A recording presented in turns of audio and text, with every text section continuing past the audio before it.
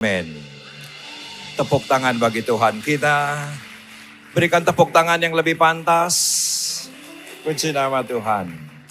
Silahkan kembali duduk. Shalom. Baru terdengar 2 orang. Shalom. Selalu menjadi sebuah kehormatan. Hari ini saya ada bersama dengan jemaat Tuhan. Tadi pagi di kebaktian jam 10 bersama dengan jemaat Tuhan GSJS.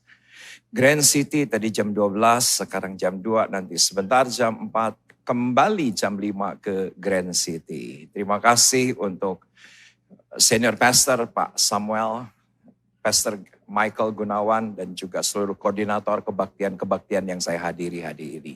Agak berbeda hari ini karena kita sudah keluar dari pandemi, kita ada pada endemi. Beberapa hari yang lalu saya membaca satu berita dikatakan bahwa kasus kematian karena COVID sekarang posisinya sudah di tingkat ke-14. Tentunya waktu Delta itu yang pertama. Tentunya waktu Omicron tingkat kematian oleh karena COVID itu tingkat pertama. Hari ini kita sudah ada pada endemi oleh karena COVID sudah di titik ke-14. Siapa yang sepakat dengan saya? Doa-doa kita dijawab Tuhan. Doa-doa kita dijawab Tuhan. Nah, saudara, mari langsung kita buka Alkitab kita. Kita akan lihat Matius pasal yang ke-20. Saya malah lupa Alkitab saya.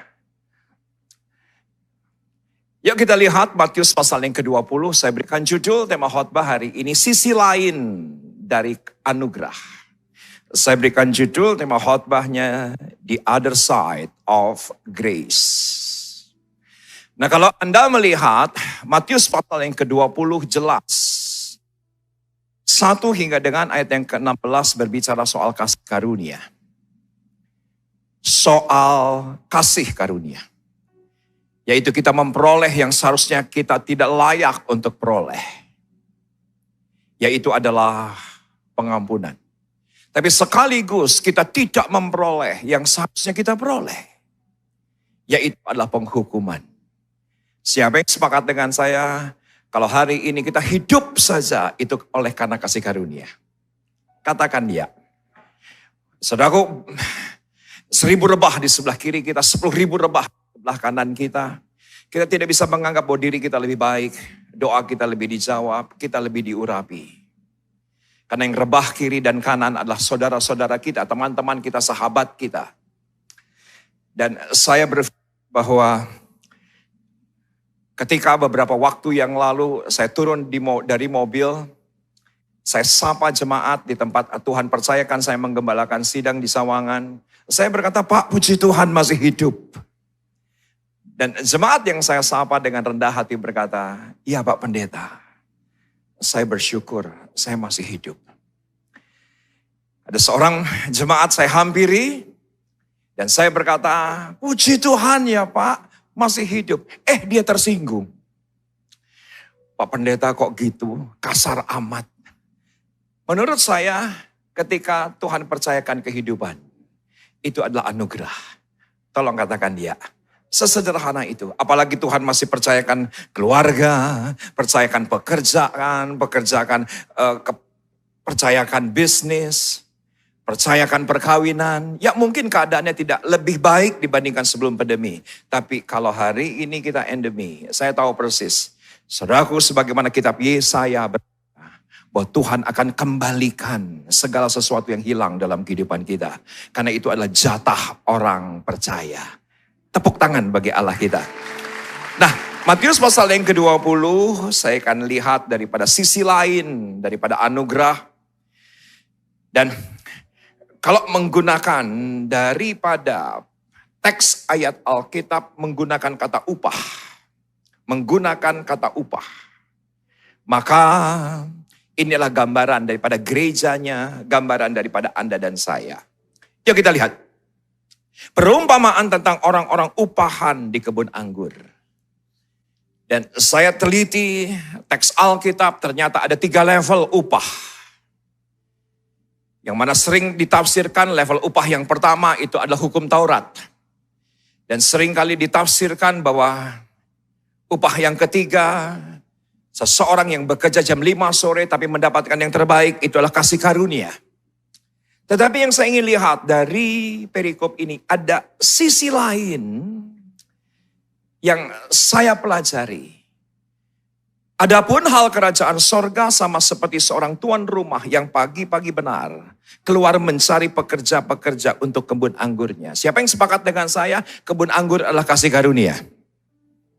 Betul ya? Saudaraku, karena anggur sendiri berbicara soal luxurious. Anggur sendiri berbicara soal kemewahan. Air menjadi anggur itu jelas figuratif. Sesuatu yang biasa. Kita mendapatkan yang luar biasa. Itulah kebun anggur. Nah, perhatikan ayat yang kedua. Ini level yang pertama. Dari upah di dalam kerajaan sorga. Setelah ia sepakat. Katakan bersama dengan saya sepakat. Belum semua. Katakan bersama dengan saya sepakat. Karena Alkitab berbahasa Inggris menggunakan kata agree. Kata dasar daripada agreement. Kesepakatan. Ternyata mereka sepakat dengan pekerja-pekerja itu mengenai upah sedinar sehari. Ia menyuruh mereka ke kebun anggurnya. Saudaraku, maka 1 dinar upah 1 hari. Ini menjadi satu patokan sampai hari ini adalah upah pada zaman itu. Padahal ini karena kesepakatan. Siapa yang setuju dengan saya? Kalau sepakatnya 5 dinar boleh dong? Lah kok meneng wae. Pelan-pelan. Kayaknya Anda ibadah jam 2 kekenyangan makan siang. Perhatikan. Siapa yang sepakat dengan saya bisa saja 10 dinar. Namanya juga kesepakatan, iya gak sih? Tapi karena sepakatnya 1 dinar, ini menjadi patokan.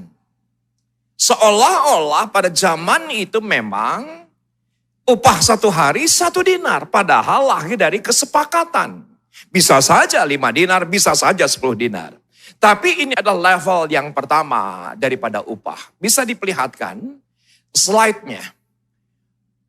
Upah yang pertama levelnya bisa diperlihatkan. Yaitu adalah upah berdasarkan kesepakatan. Karena masing-masing di posisi yang sama. Masing-masing di kemampuan yang sama. Masing-masing di keadaan yang sama. Karena kesepakatan itu pasti equal. Pasti setara. Jadi pemilik dengan pekerja posisinya sama, setara. Maka lahir kesepakatan. 1 dinar. Ini adalah level upah yang pertama. Dan seringkali digambarkan secara figuratif. Ini adalah orang yang hidup dalam hukum Taurat. Tapi perhatikan ayat yang ketiga. Kira-kira pukul 9 pagi ia berkeluar pula dan dilihatnya ada lagi orang-orang lain menganggur di pasar. Pasar itulah figuratif daripada dunia ini. Pasar itu adalah figuratif, gambaran simbol daripada dunia ini. Ternyata banyak orang yang nganggur di pasar. Katanya kepada mereka, pergi jugalah ke kebun anggurku dan apa yang pantas. Katakan bersama dengan saya pantas. Belum semua, katakan bersama dengan saya pantas. Level yang ke-1, sepakat. Level yang kedua, tidak lagi sepakat. Kepantasan. Kenapa? Karena ayatnya dengan jelas berkata, akan kuberikan kepadamu dan mereka pun pergi. Kira-kira pukul 12 dan pukul 3 petang ia keluar pula. Dan melakukan yang sama. Bukan lagi kesepakatan tapi kepantasan. Ada yang pantas menerima upah dari jam 9 pagi, jam 12 siang, dan jam 3 petang. Pak, maaf, ini tafsiran saya. Ini tafsiran saya. Karena berdasarkan kepantasan saya tafsirkan yang jam 9 pagi seperti 3/4 dinar. Yang jam 12 siang setengah dinar. Yang jam 3 petang 1/4 dinar. Itu tafsiran saya. Karena berdasarkan, perhatikan slide nomor 2. Upah berdasarkan kepantasan, situasi, kondisi, dan keadaan. Kalau yang pertama jelas, berdasarkan sepakat dari jam 7 pagi. Posisinya sama, kemampuannya sama. Maka ada agreement. Yang kedua, tidak lagi agreement. Kenapa? Karena kondisinya sudah berbeda. Ada yang jam 9, 12, dan jam 3 petang. Berdasarkan kepantasan. Ayatnya berkata demikian. Tapi ini dia yang menarik. Ini dia yang menarik. Ayat yang ke-6 dan 7. Level yang tertinggi. Ternyata kira-kira pukul 5 petang, ia keluar lagi padahal sudah jam 5 petang. Kerja tinggal 1 jam. Dan mendapatkan orang-orang lain pula, lalu katanya kepada mereka, mengapa kamu menganggur saja di sini sepanjang hari? Kata mereka kepadanya, karena tidak ada orang mengupah kami. Katanya kepada mereka, pergi jugalah kamu ke kebun anggurku. Jelas di sini tidak ada kesepakatan, tidak ada pembicaraan, tidak ada negosiasi. Saudaraku, tidak ada komunikasi sama sekali. Komunikasinya hanyalah ketika dia bertanya, sedang apa? Nganggur. Karena tidak ada seorang pun yang memperkerjakan kami. Pemilik kebun anggur berkata, pergi. Sepakat gak dengan saya? Yang jam 5 sore, dia pergi ke kebun anggur dengan sukacita. Lah kok menang wae? Dengan sukacita. Kenapa? Karena sepanjang hari tidak ada yang meminta dia bekerja. Dia bekerja dengan sukacita, dia bekerja dengan all out, dia bekerja dengan antusias, dia memberikan yang terbaik. Dan Anda harus mengerti, posisi Anda dan saya hari ini adalah pekerja jam 5. Tolong katakan ya. Kita masih hidup saja hari ini, itu sudah menggambarkan kita adalah pekerja jam 5. Kita mendapatkan yang seharusnya kita tidak dapatkan. Kita menerima yang seharusnya kita tidak layak untuk terima. Kenapa? Karena ayat di bawahnya dengan jelas berkata, ketika sang mandur bilang, yang terdahulu panggil, yang terkemudian panggil. Saudaraku, yang jam 5 sore mendapatkan 1 dinar, ternyata yang 7 pagi iri, dia pikir dia terima yang lebih banyak. Bukankah yang jam 5 sore, Anda dan saya adalah orang-orang yang sebetulnya kita tidak layak untuk menerimanya. Semua karena kasih karunia. Semua karena anugerah. Dan tolong perhatikan kenapa yang jam 5 sore tanpa negosiasi. Sederhana, karena yang jam 5 sore pastinya tahu diri. Bisa ngerti maksud saya? Kenapa saudaraku yang jam 5 enggak negosiasi? Kenapa yang jam 5 enggak ada bargaining power sama sekali? Kenapa yang jam 5 tidak ada kesepakatan sama sekali? Dia enggak tanya kepantasannya, enggak tanya sungkan. Kenapa sungkan? Tahu diri. Saudaraku, pembahasan ini sangat jarang dibahas. Selalu yang dibahas adalah kasih karunia-Nya. Tapi sisi lainnya, kenapa orang ini kok diam aja? Karena dia tahu. Dia tahu diri dengan keadaannya. Dan menurut saya memasuki semester kedua dari tahun 2022 ini, hidup kita akan luar biasa. Kita akan menerima yang terbaik datang daripada Allah. Yang hilang selama pandemi akan Tuhan kembalikan di masa endemi ini. Saudaraku, ketika kita menjadi pribadi yang tahu diri, katakan ya. Kita melayani tahu diri, kita ibadah tahu diri. Kita menjadi suami yang tahu diri, menjadi anak yang tahu diri. Menjadi karyawan yang tahu diri. Menjadi pelayan Tuhan yang tahu diri. Saudaraku, semua yang hilang, Alkitab berkata bahwa seperti 7 terik matahari lamanya, engkau akan dikembalikan setiap bekas luka. Yesaya berkata demikian, setiap bekas luka. Daripada pandemi, Tuhan akan kembalikan berkali lipat ganda. Saya pegang janji Tuhan itu dengan satu sikap. Tahu diri. Semua karena anugerah. Saya ingin lihat tangan kanan Anda terangkat tinggi. Yang punya saja. Yang punya saja. Yang punya saja. Yang gak punya saya gak bisa paksa. Dan yang punya tepuk di dada. Semakin tahu diri. Semakin tahu diri. Ketika kita semakin tahu diri. Tuhan akan singkapkan bahkan rahasia-rahasia untuk kita meraih yang terhilang dikembalikan. Saya mau minta tolong yang pakai jas. Kamu. Ya, sini. Ini pasti pemain gitar. Oh, ini udah nemenin saya sejak di Lorong. Grand City Lorong udah ikut main toh? Betul ya? Betul. Namamu siapa? Jeffrey. Jeffrin. Oke. Jeffrey. Oke. Pak, ya, Anda. Oke. Yang belakangnya juga, tolong ke sini. Pak, nama siapa Pak? Wawan. Pasti orang Sunda. Karena biasanya kalau nama diulang Sunda, Cecep. Pasti Sunda, gak mungkin Ambon. Dadang, Tatang, Dudung. Ini salah alamat, Wawan. Orang Surabaya gitu ya kan. Ya enggak apa-apa. Mungkin ayahmu pernah kuliah di Bandung. Bro? Christian. Oke, agak ke tengah.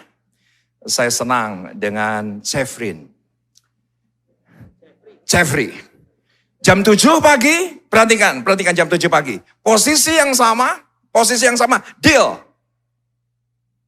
Sepakat. 1 dinar. Sukacita? Deal. Apa yang terjadi? Dengan Wawan, karena kerja jam 9, jam 12, dan jam 3, kepantasan. Setuju nggak dengan saya? Ada kemungkinan lebih kecil dibandingkan 1 dinar. Kenapa? Karena kepantasan. Deal? Sukacita?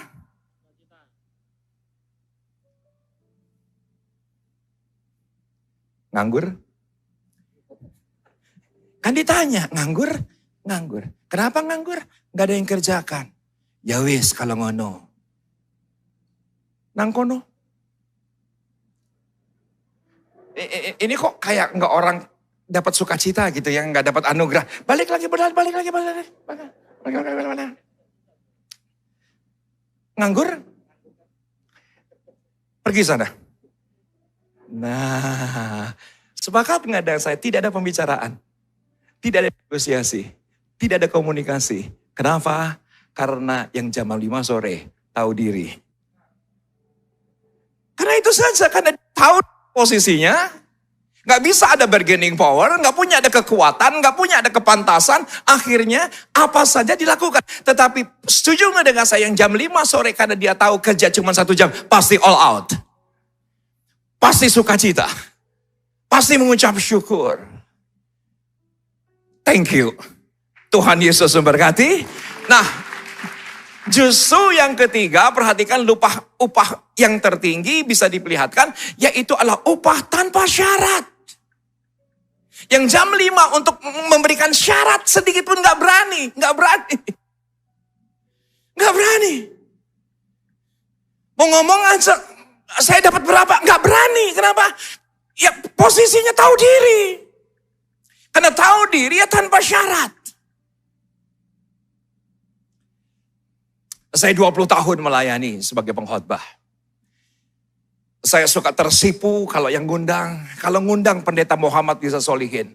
Harus hotelnya kelas apa? Selaku saya selalu tersenyum ketika kalau mengundang pendeta Muhammad Yasolin.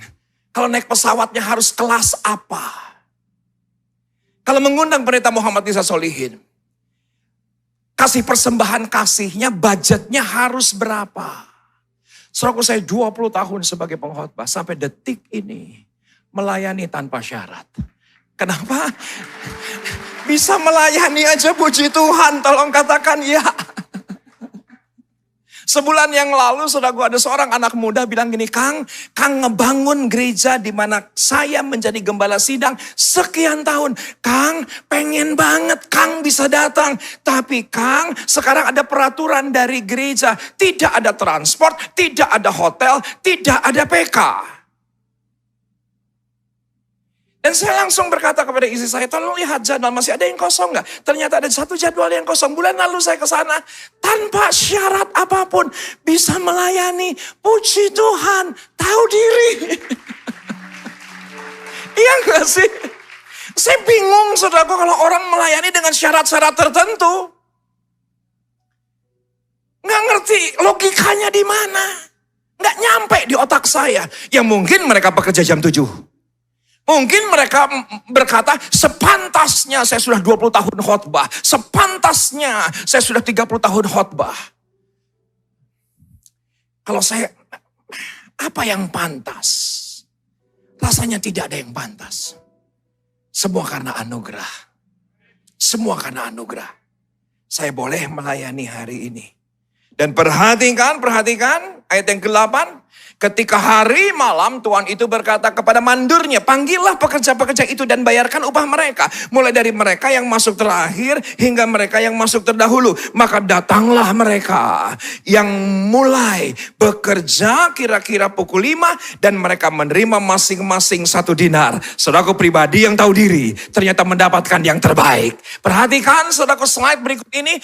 Saudaraku menurut saya ini cukup penting sesuai dengan Matius pasal yang ke-20. Ini adalah pribadi yang tahu diri. Saya pelajari 3 hal. Bisa dengan cepat slide-nya. Pribadi yang tahu diri melakukan apa saja untuk Tuhan, bukan untuk manusia. Tanpa pamrih, ikhlas. Katakan bersama dengan saya, ikhlas. Orang tulus belum tentu ikhlas, tapi orang ikhlas pasti tulus. Tolong katakan ya.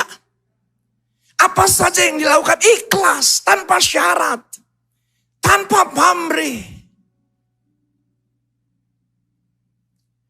Saudaraku, ketika di satu titik perkawinan saya di ujung kehancuran, keluarga ujung kehancuran, segala satu ujung kehancuran. Ayah kandung daripada pendeta Insinyur Niko Harjo, mentor gembala saya almarhum, berkata, Riza, kamu keluar dari pekerjaan. Itu pekerjaan sudah mengungkung kamu, narkoba 20 tahun, kamu rusak segala sesuatunya. Kamu melayani di gereja. Saya nggak tanya sebagai apa, dapat apa. Saya cuma bertanya kepada istri saya Elsa, kita mau melayani nggak? Ya, kita melayani. 23 tahun yang lalu. Melayani sebagai relawan. Melayani sebagai volunteers. Dan selaku 16 tahun terakhir dari gereja ini, saya menjadi gembala sidang dan tetap relawan.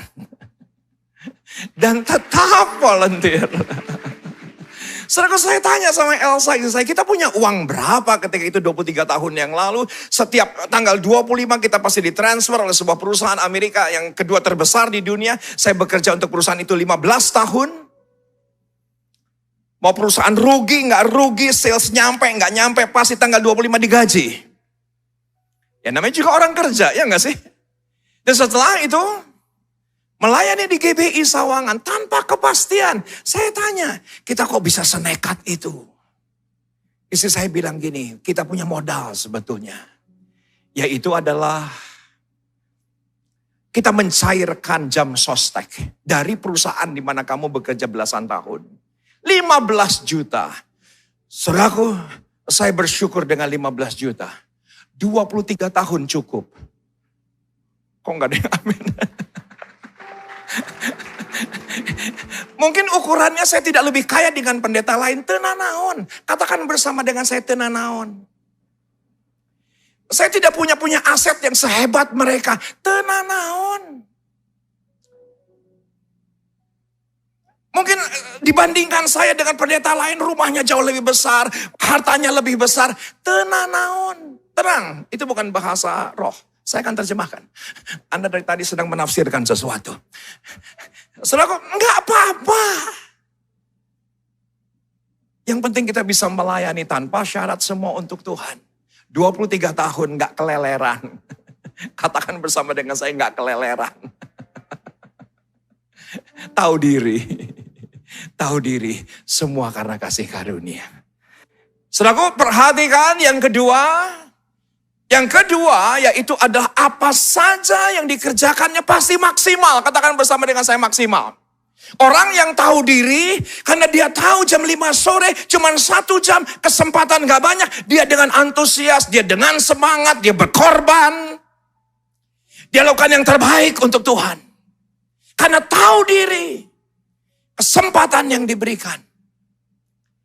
Mungkin ada di antara Anda juga punya pengalaman seperti saya di awal pandemi. Jangan ngomong iman. Beneran. Mungkin ada di antara Anda sama seperti saya. Yang berkata bahwa awal pandemi. Jangan ngomong pengharapan dan kasih. Anda jangan ngomong itu sama saya. Hancur semuanya. Teologi yang saya percayai, teologi yang saya khotbahkan, hancur semuanya. Orang-orang terdekat meninggal. Keluar dari kamar mayat. Dikawal brimob. Dicurigai COVID-19, saya yang harus makamkan orang-orang yang dekat. Bahkan pada saat itu saya kehilangan seorang sahabat. hamba Tuhan yang saya anggap orang tua saya sendiri setelah Om Nyo meninggal. Dia yang saya anggap orang tua rohani. Bergereja, berjemaat dengan 32.000 orang. Orang baiknya luar biasa. Tiba-tiba ada klaster Lembang. Salah satu yang terkena adalah beliau. Dan saudaraku jam 5 sore meninggal. Keluar dari rumah sakit Boromius. Rumah sakit bilang begini. Tidak boleh dari 1 jam ini harus keluar. Tetapi peti jenazah tidak ada. Peti jenazah tidak ada. Dan ketika dibawa keluar dengan mobil jenazah. Itu yang namanya peti jenazah ditunggu 5 jam kemudian. Di mana? Di trotoar. Jadi hamba Tuhan ini dikeluarkan jenazahnya dari mobil jenazah ke peti jenazah di trotoar. Setelah masuk di trotoar, apa yang terjadi? Keliling kota Bandung. Tidak ada satupun pemakaman yang mau terima. Dia bukan orang jahat. Jangan pernah ngomong soal iman dengan saya pada saat-saat itu. Hancur semuanya. Rasanya mau melangkah aja beratnya luar biasa. Mau gerak aja beratnya luar biasa. Apalagi mau melakukan segala sesuatu all out. Allah mual mungkin. Dan saya mendengar kabar saudaraku ini hamba Tuhan keleleran. Sampai pada sebuah titik jam 11 malam. Di sebuah pemakaman tua di Bandung. Ada seorang preman bilang begini. Iya teh aya naon, ribut-ribut kieu. Akan bersama dengan saya, iya teh aya naon. Saudaraku kalau pendeta katakan saja. Karena apa yang Anda katakan membawa ketaatan dan ketaatan membawa mujizat. Maksa banget nih pendeta. Iya teh aya naon ribut-ribut kieu di pinggir jalan di trotoar. Iya aya jalmi tos maot tapi teh aya nu ngamakamkeun. Saudaraku premannya bilang begini, itu ada bekas kuburan Belanda di lemari.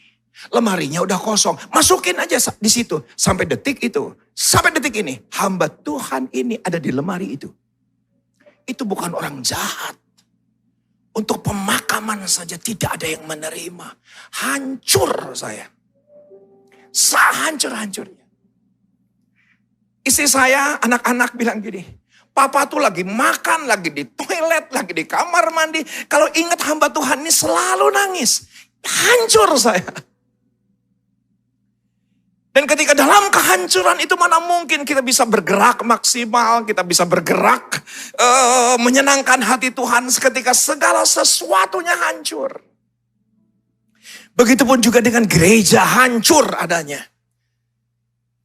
Jemaat keleleran, keuangan keleleran, hancur semuanya. Ketika semua orang mulai take off dengan pelayanan production, dengan pelayanan online. Teboga sasaha, teboga nanaon, tenyaho nanaon, tenyaho sasaha. Tenang, saya akan terjemahkan yang di belakang-belakang sedih semuanya. Enggak punya apa-apa, enggak punya siapa-siapa, hancur. Tetapi saudaraku ketika tanggal 5 April, saya berkhotbah dengan handphone ini saksinya. Saya berkhotbah untuk Pekanbaru, kira-kira 40 gereja. Saya berkhotbah untuk kota Bandung, kira-kira 60 gereja yang ada di bawahnya. Saya berkhotbah untuk Sawangan yang ada 12 gereja di bawahnya. Saya hitung ketika hari itu. Dengan handphone ini saya bisa berkhotbah untuk 4 kota, kira-kira 100 gereja. Wah, saya bilang, ini era yang baru. Pergi kemana-mana tapi tidak perlu kemana-mana, kan gitu. Jual mobil. Mau jual rumah, jual motor, semua yang ada bisa dijual. Keisia putri saya sebulan yang lalu ke Rote. Keisia putri saya. Dia selalu healing, ini ceritanya healing gitu kan. Refreshing lah kalau bahasa orang tuanya, bahasa kekiniannya healing. Ke Rote dengan 1000 guru. Hari pertama ngajar. Sekolah-sekolah yang terpencil di Rote. Dan hari kedua baru dia bisa berwisata dengan satu program 1000 guru. Keisia sudah ke Belitung, sudah ke Labuan, udah ke banyak kota untuk bisa ngajar di SD-SD yang terpencil. Yang mereka nggak tahu Pulau Jawa. Yang mana mereka tuh nggak tahu presidennya siapa. Sangat terpencil dan Keisia suka. Dari Kupang harus menggunakan kapal ke roti. 2 jam. Jadi selama 2 jam dia ngobrol lah bersama dengan teman-teman yang ada di kapal tersebut. Seorang dari mereka nyeletuk kepada orang-orang lokal, orang-orang Rote. Ini loh anaknya pendeta Muhammad Rizal Solihin. Orang Rote, saya nggak pernah ke Rote. Ting, di mana Rote teh? Rote itu roti, ting. Pokoknya nama ting, itu nyaho di mana? Itu orang-orang di Rote bilang begini, saya kenal pendeta Muhammad Rizal Solihin karena setiap minggu saya ikutin khotbah online-nya setiap minggu. Kalau gitu, case-nya sama serombongan gratis kali ini, saya yang bayar. Saudaraku ketika dia pulang ceritakan itu, saya semangat. Ternyata all out, tidak pernah berbohong. Bisa ngerti maksud saya? Ternyata ketika kita laksanakan pelayanan kita maksimal, tidak akan pernah berkhianat. Tolong katakan ya. Yang jam 5 sore tahu diri. Maaf sekarang. Aduh punten saudaraku jemaat. Udah datang terlambat, kolektor cuma 2.000, dikecek-kecek. Diasupkan sembarangan, ada sampah dimasukin ke kantong kolektor. Perjamuan kudus dibebaskan, dibebaskan. Jadi saudara kantong kolektor isinya sampah. Aduh kok sampai gak tahu diri kayak begitu. Buang sampah sembarangan gak tahu diri. Jangan ngomongin soal all out lah. Kita harus setia dalam perkara kecil. Maka Tuhan akan berikan perkara yang besar. Tepuk tangan bagi Allah kita. Yang pertama, orang yang tahu diri, apa saja yang dilakukannya? Ikhlas. Orang yang tahu diri, apa saja yang dilakukannya maksimal. Dan yang ketiga pasti akan menerima persediaan yang tidak pernah dilihat, yang tidak pernah dipikirkan, yang tidak pernah timbul dalam hati. Itu yang Tuhan sediakan dalam kehidupan kita. Kenapa? Karena tahu diri. Maaf saya harus selesaikan khotbahnya. Semuanya oke siang hari ini? Semuanya oke? Saya ingin lihat tangan-tangan kanan. Katakan semakin tahu diri. Semakin tahu diri. Kenapa? Karena saya perhatikan ayat-ayat di bawahnya. Perhatikan ayat di bawahnya. Ayat yang ke-10. Kemudian datanglah mereka yang masuk terdahulu. Sangkanya akan mendapat lebih banyak. Tetapi mereka pun menerima masing-masing 1 dinar juga. Dia pikir ya 1,5 dinar lah. Dia orang jam dari jam 7. Dia jam 5 sore. Dia 1 jam. Dia gua 8 jam kok. Bersungut-sungut katanya mereka yang masuk terakhir ini hanya bekerja 1 jam. Dan engkau menyamakan mereka dengan kami yang sehari untuk bekerja berat dan menanggung panas terik matahari dengan cepat. Dari konteks Matius pasal yang ke-20. Ada 3 hal orang yang tidak tahu diri. Perhatikan yang pertama. Pribadi yang tidak tahu diri selalu menuntut dan bukan memberi. Tolong tekan ya. Kurang aja terus. Padahal udah punya pekerjaan saja. Disyukuri. Mungkin Anda berkata, Pak, dulu berlimpah, sekarang serba sedikit. Yesaya berkata, ketika kita menerima, mensyukuri yang serba sedikit. Yesaya berkata, bahwa Tuhan tidak pernah meninggalkan kita. Yang serba sedikit, syukuri. Pelayanan nuntut, ke gereja nuntut. Padahal kita tahu pekerjaan kita adalah anugerah. Kita masih punya usaha yang kecil, masih ada income. Itu juga kasih karunia. Dan siapa yang sudah dengan saya? Kalau dia tahu bahwa keuangannya itu berasal dari Tuhan, pasti perpuluhan. Lah kok menang Ada banyak di antara orang Kristen hari ini, wah gereja gak tahu diri. Persepuluhan, gereja gak tahu diri. Masa persembahan sulung, saya minta maaf. Justru yang ngomong tidak tahu diri, dia yang tidak tahu diri. Hidup aja udah kasih karunia. Apalagi kita masih punya pekerjaan, masih punya income. Yang kita tahu itu datang dari Tuhan. Masa kita gak mau kembalikan yang punyanya Tuhan? Kita cuma kembalikan, kita belum memberi. Anda harus belajar dari petani. Setuju dengan saya? Petani saudaraku ketika dia panen, tidak dikonsumsi semua. Dia pasti tabur sesuatu. Untuk apa? Untuk menjamin masa depannya. belajar dari petani. Petani ketika panen 10 ton, enggak 10 tonnya dimakan. Enggak, pasti ada benih yang ditaburkan. Untuk apa? Untuk menjamin masa depan. Bodoh, maaf. Ketika kita berkata gereja enggak tahu diri, bodoh. Karena kita harus mengerti sebagai pribadi yang tahu diri. Justru kita sedang menolong diri kita ke depan. Yang pertama, selalu menuntut. Yang kedua, selalu bersungut-sungut. Ayat yang berkata demikian, selalu aja ngeluh. Selalu play victim. Menempatkan diri sebagai korban. Oh, saya ini istri yang tidak bahagia. Saya ini adalah istri yang tidak diperhatikan. Saya ini adalah suami yang tidak diperhatikan. Saya adalah suami yang selalu dirinya sendiri. Saya selalu jadi anak yang tidak diperhatikan oleh orang tua. Saya sekarang anxiety disorder karena orang tua saya. Saya sekarang seks menyimpang karena orang tua saya. Selalu menempatkan diri sebagai orang yang menjadi korban. Bersukacitalah hari ini. Karena Tuhan sudah terlebih banyak menolong Anda dan saya. Tolong katakan iya. Katakan kepada sebelah kanan kiri, jangan salaman. Belum diperbolehkan oleh Menko. Lihat saja. Puji Tuhan, Anda masih hidup. Katakan ya, puji Tuhan, kita masih hidup. Tuhan masih berikan kesempatan untuk Anda dan saya. Untuk kita berkarya, bersukacita, antusias. Semuanya oke sore hari ini? Senang bisa melayani Anda. Bangkit berdiri perlahan. Kita akan pujikan sebuah lagu dari seseorang yang sangat saya kagumi. Seorang hamba Tuhan. Yang juga adalah gembala pembina daripada kami. Pendeta Insinyur Niko Nyuto Raharjo. Ada di antara Anda mungkin ketika lagu ini dibuat. Anda belum lahir sebetulnya. Dan ketika saya baru bertobat menerima Yesus sebagai juru selamat, lagu ini menjadi kekuatan buat saya.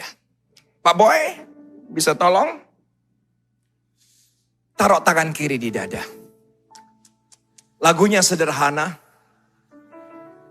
Kalau kita bisa melihat bintang yang begitu indah, pelangi yang begitu indah, cakrawala yang begitu indah, bulan yang begitu indah. Kok bisa-bisanya Tuhan memperhatikan saya? Kok bisa-bisanya Tuhan pilih saya? Kok bisa Tuhan berikan kemuliaannya dalam kehidupan saya? Bahkan Tuhan memahkotai saya dengan anugerah kasih karunia yang begitu baik adanya. Taruh tangan kiri di dada. Tuhan, mulialah namamu di bumi ini, namamu diagungkan di bumi.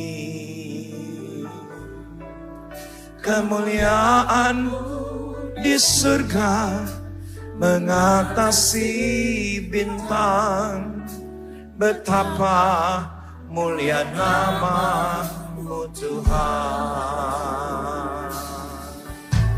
Tuhan, mulialah namamu di bumi ini, namamu diagungkan di bumi. Kemuliaanmu di surga mengatasi bintang. Betapa mulia namamu Tuhan. Bila ku pandang ke langit, bulan dan segala bintang, ku heran kau memperhatikanku. Kau pilih dan kasihiku, memahkotaiku. Sebab hidup puji kau selamanya. Tuhan, mulialah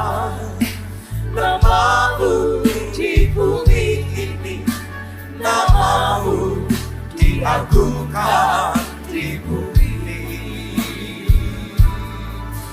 Kemuliaan-Mu di surga mengatasi bintang. Betapa mulia nama-Mu Tuhan. Saudara lihat ke depan. Di depan Anda ada 3 slide yang terakhir yang saya cuma ingin bacakan saja. Tidak saya khotbahkan, saya tidak akan tafsirkan, saya tidak akan posisi. 1 Korintus pasal yang ke-15 ditulis oleh Paulus di tahun 56 Masehi. Bisa diperlihatkan 1 Korintus pasal yang ke-15 di tahun 56 Masehi dia kasih pesan untuk jemaat Korintus. Karena aku adalah yang paling hina dari semua rasul. Dia rendah hati berkata. Dia tahu diri berkata. Dari semua para rasul aku yang paling hina. Sebab aku telah menganiaya jemaat Allah. Tapi yang luar biasa ketika saya perhatikan. 2 tahun kemudian, tahun 58 Masehi. Dia tulis surat kepada jemaat Efesus berbeda. Kepada aku yang paling hina di antara segala orang kudus. Telah dianugerahkan kasih karunia ini untuk memberitakan kepada orang-orang bukan Yahudi kekayaan Kristus yang tidak terduga itu. Siapa yang sudah dengan saya? 2 tahun kemudian Rasul Paulus semakin tahu diri. 2 tahun kemudian dia berkata, aku paling hina di antara orang kudus. Yang semula dia berkata, paling hina di antara para rasul. 2 tahun kemudian dia downgrade dirinya. 2 tahun kemudian ketika dia semakin melihat kemuliaan Allah, kebaikan Allah. Bukan sombong tapi rendah hati, tahu diri. Yang hebat adalah 2 tahun kemudian, tahun 60 Masehi, dia kirim surat untuk Timotius. Bisa diperlihatkan. Perkataan ini benar dan patut diterima sepenuhnya. Kristus Yesus datang ke dunia untuk menyelamatkan orang berdosa. Dan di antara mereka, akulah yang paling berdosa. Sepakat gak dengan saya? Semakin tahu diri. Semakin mengerti. Bukan semakin ponggah, bukan semakin sombong, bukan semakin arogan. Surat Titus adalah surat terakhir dari Paulus tahun 64. Dan Paulus wafat di tahun 67. Dan saudaraku semakin dewasa, semakin tahu diri. Januari 2022 saya mendapatkan undangan untuk beribadah tatap muka dengan teman-teman youth se-GBI Gatot Subroto. Se-GBI Gatot Subroto di Bintaro.